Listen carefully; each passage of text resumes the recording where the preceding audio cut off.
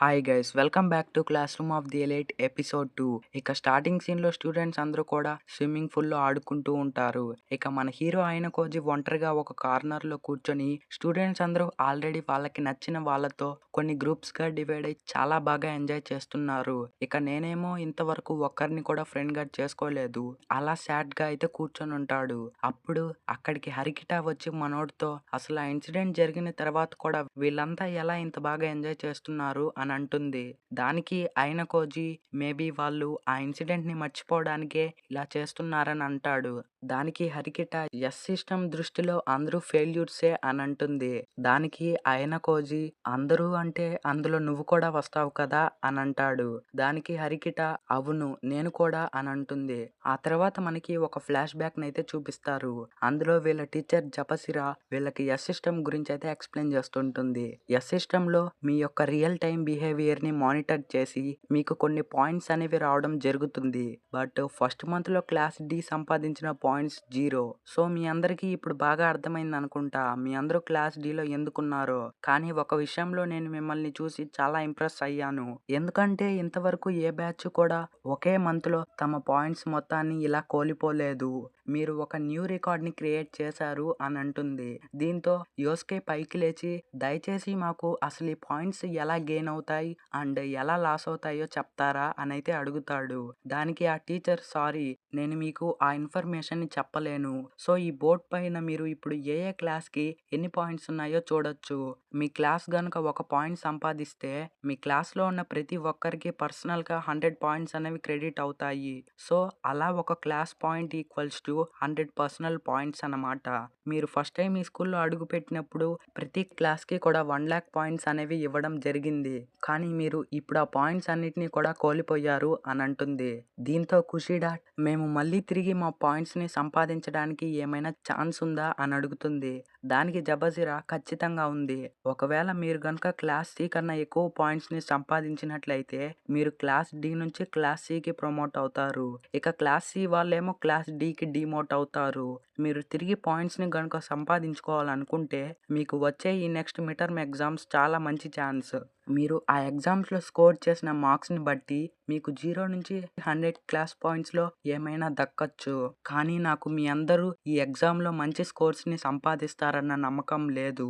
ఎందుకంటే ఒకసారి మీకు రీసెంట్ గా కండక్ట్ చేసిన క్విజ్ ఎగ్జామ్స్ లో వచ్చిన మార్క్స్ ని మీరే చూసుకోండి, చెత్తలా ఉంది.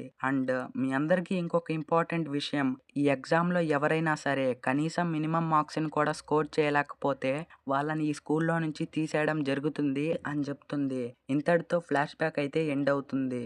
ఇక ప్రెజెంట్ సీన్ లో అయిన కోజీ ఈ మిడ్ టర్మ్ ఎగ్జామ్స్ లో ప్రతి ఒక్క స్టూడెంట్ కూడా మంచి మార్క్స్ ని స్కోర్ చేస్తే మనకి ఎక్కువ పాయింట్స్ అనేవి వస్తాయి. అండ్ మనం ఈ క్లాస్ లో జాయిన్ అయ్యింది ఈ స్కూల్ కి 100% ఎంప్లాయ్మెంట్ గ్యారంటీ ఉందని చెప్పి మనం మన గోల్ ని రీచ్ అవ్వాలంటే క్లాస్ డి లో ఉండి రీచ్ అవ్వలేము. సో మనం ఎలాగైనా సరే క్లాస్ సి కి ప్రమోట్ అవ్వాల్సిందే అని అనుకుంటారు. సో ఇక సడన్ గా హరికిట అయిన కోజీ బాడీని చూసి నువ్వు ఏమైనా స్పోర్ట్స్ ఆడతావా అని అడుగుతుంది.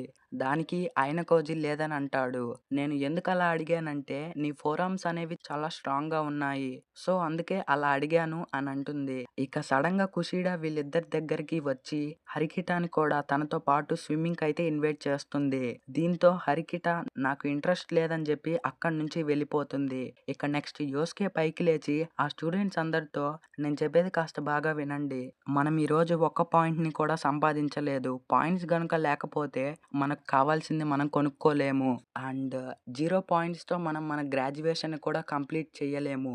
అందుకని మనం అందరం కూడా కలిసి బాగా కష్టపడాలి. నెక్స్ట్ మంత్ లో ఎలాగైనా సరే పాయింట్స్ ని సంపాదించాలి అని అంటాడు. దానికి ఆల్మోస్ట్ స్టూడెంట్స్ అందరూ కూడా యాక్సెప్ట్ చేస్తారు. బట్ మన బ్యాక్ బెంచర్ సూడో మాత్రం మీకు నచ్చింది మీరు చేసుకోండి, కానీ నన్ను మాత్రం ఇందులో ఇన్వాల్వ్ చేయకండి అని చెప్పి అక్కడి నుంచి వెళ్ళిపోతాడు. ఇక నెక్స్ట్ సీన్లో క్లాస్ రూమ్లో పాయింట్స్ అన్నిటిని యూస్ చేసిన స్టూడెంట్స్ ఇక పాయింట్స్ మిగిలి ఉన్న స్టూడెంట్స్ని వాళ్ళకి కొన్ని పాయింట్స్ని షేర్ చేయమని అయితే బ్రతిమలాడుతూ ఉంటారు.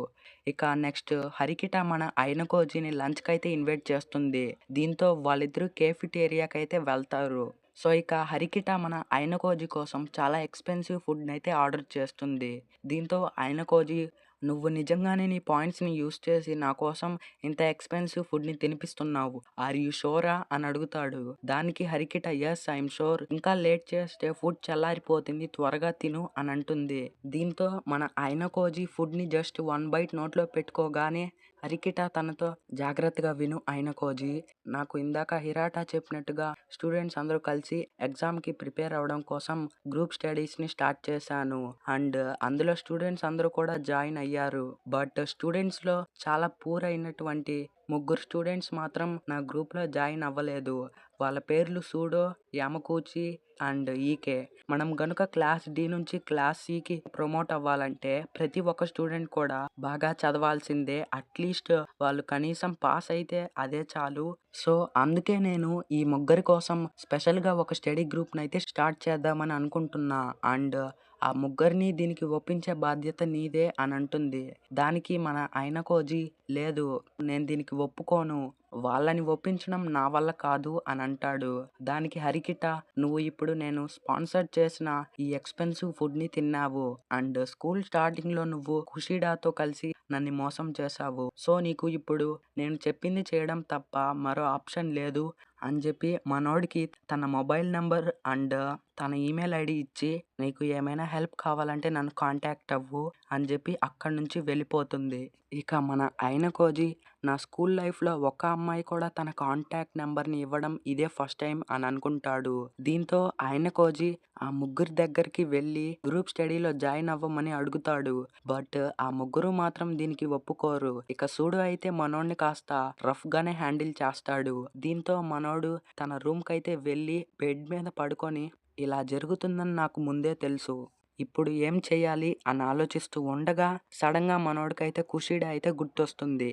ఎందుకంటే కుషిడాకి క్లాస్ మొత్తం కూడా ఫ్రెండ్సే. సో ఆ ముగ్గురు అట్‌లీస్ట్ తన మాటైనా వింటారని జెప్పి తనని ఎలాగోలా ల్యాండ్‌లైన్ హెల్ప్‌తో కాంటాక్ట్ అయ్యి జరిగిన మొత్తం విషయాన్నైతే ఎక్స్‌ప్లెయిన్ జేస్తాడు. దానికి కుషిడా నేను నీకు ఖచ్చితంగా హెల్ప్ చేస్తాను ఐనకోజీ. నా ఫ్రెండ్స్ ఫెయిల్ అవ్వడం నాకు ఇష్టం లేదు. సో నేను వాళ్ళని ఎలాగైనా ఒప్పిస్తాను. బట్ దానికి రిటర్న్‌గా నేను కూడా హరికిట గ్రూప్ స్టడీస్‌లో జాయిన్ అవ్వాలి అని అనుకుంటున్నా అని అంటుంది. అండ్ కుషిడా మనోడికి తన పర్సనల్ మొబైల్ నంబర్‌ని కూడా ఇచ్చి నీకు ఎప్పుడు ఏ అవసరం వచ్చినా సరే నాకు కాల్ చేయమని చెప్తుంది. దీంతో ఐనకోజీ ఏంటి ఒకేసారి ఇద్దరు అమ్మాయిలు ఇలా తమ పర్సనల్ మొబైల్ నంబర్స్‌ని ఇచ్చారని షాక్ అవుతాడు. సో ఇక కుషిడా కాల్ కట్ చేసి 10 మినిట్స్‌కే ఐనకోజీకి ఒక మెసేజ్‌నైతే సెండ్ చేస్తుంది. ఆ మెసేజ్‌లో నువ్వు చెప్పినట్టుగానే ఆ ముగ్గురిని గ్రూప్ స్టడీస్ కోసం కన్విన్స్ చేశాను అని అంటుంది. దీంతో ఐనకోజీ తనిచ్చిన మాటని నిలబెట్టుకుంది. ఇప్పుడు నేను తనకిచ్చిన మాటని నిలబెట్టుకోవాలి అని జెప్పి హరికిటాకి కుషిడా నీ గ్రూప్ స్టడీస్‌లో జాయిన్ అయితే నీకు ఎలాంటి ప్రాబ్లమ్ లేదు కదా అని ఒక మెసేజ్‌నైతే సెండ్ చేస్తాడు. దానికి హరికిట ఐనకోజీకి కాల్ చేసి లేదు తను నా గ్రూప్ స్టడీస్‌లో జాయిన్ అవ్వడం నాకిష్టం లేదని జెప్పి వెంటనే మళ్ళీ కాల్ కట్ చేస్తుంది. దీంతో మనోడు హరికిటాని కన్విన్స్ చేయడానికి మళ్ళీ కాల్ చేస్తాడు. బట్ హరికిట కాల్ అయితే లిఫ్ట్ చెయ్యదు. దీంతో ఐనకోజీ చేసేదేం లేక కుషిడాకి కాల్ చేసి నువ్వు గ్రూప్ స్టడీస్‌లో జాయిన్ అవ్వడం హరికిటాకి ఇష్టం లేదట అని జెప్తాడు. దానికి కుషిడా ఇట్స్ ఓకే ఐనకోజీ పర్వాలేదు. నేను ఆ ముగ్గురిని తీసుకొని రేపు మీ దగ్గరకొస్తాను అని అంటుంది. ఇక నెక్స్ట్ డే వాళ్ళైతే వాళ్ళ గ్రూప్ స్టడీస్‌ని స్టార్ట్ చేస్తారు. ఇక సూడో సింపుల్ క్వెషన్స్‌ని కూడా సాల్వ్ చేయలేకపోవడంతో హరికిట నువ్వు ఇంత సింపుల్ క్వెషన్స్‌ని కూడా సాల్వ్ చేయలేకపోతున్నావు. ఇలా అయితే నీ ఫ్యూచర్ చాలా దరిద్రంగా ఉంటుంది అని అంటుంది. దాంతో మనోడు చాలా కోపంగా హరికిట కాలర్ పట్టుకొని నాకు చదువుకోవడం అంటే నచ్చదు. ఇక నా ఫ్యూచర్ అంటావా? నేను బాస్కెట్‌బాల్‌లో నా కెరియర్‌ని స్టార్ట్ చేయబోతున్నా త్వరలోనే అని జెప్పి చాలా కోపంగా వాడైతే అక్కడి నుంచి వెళ్ళిపోతాడు. అండ్ వాడితో పాటు ఆ మిగిలిన ఇద్దరు కూడా మేము కూడా మా కెరియర్‌ని వేరే ఫీల్డ్‌లో స్టార్ట్ చేయాలని అనుకుంటున్నాం అని జెప్పి సూడోతో పాటే వెళ్ళిపోతారు. ఇక అలా కొద్దిసేపు అయిన తర్వాత ఎవరి రూమ్‌కి వాళ్ళు వెళ్ళిపోతారు. ఇక మన ఐనకోజీకి కాస్త ఆకలి వేయడంతో ఏమైనా తిందామని జెప్పి వెండింగ్ మిషన్ దగ్గరకైతే వస్తాడు. సో అప్పుడు ఐనకోజీకి సడెన్‌గా కొన్ని మాటలైతే వినిపిస్తాయి. దీంతో ఎవరని అక్కడికి వెళ్లి చూస్తే సో ఇక అక్కడుంది ఎవరో కాదు మన హరికిట అండ్ తన బ్రదర్. సో యాక్చువల్‌గా మనాబు స్టూడెంట్ కౌన్సిల్ ప్రెసిడెంట్ అనమాట. సో ఇక మనాబు హరికిటాతో అవును ఒక ఫెయిల్యూర్వే నువ్వు.